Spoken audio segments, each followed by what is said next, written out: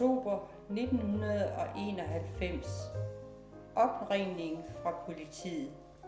Min søn meldes savnet. Stig var 28 år og sømand. Havde en drøm om at blive styrmand. Næste dag kom 2 betjente og fortalte mig, at min søn var druknet i Skotland.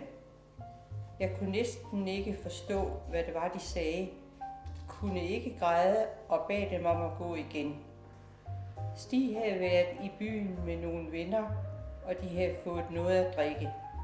Han var så gået alene hjem, og på en eller anden måde var han så faldet i vandet, nær det skib, han arbejdede på. Alle de efterfølgende ting, der så skulle tage stilling til, var meget svære og følelsesladet. Begravelsen var så det næste, vi skulle igennem. Det var meget svært, og jeg var igen helt forstenet. Ligesådan, da vi havde en mindehøjtidelighed bagefter. Mange af hans venner var mødt op. Det var rigtig svært, men også rart. Tiden derefter var utrolig vanskelig. Vi var tit nede ved hans grav og stod og talte med ham. Det værste, man kan blive udsat for, er at miste et barn.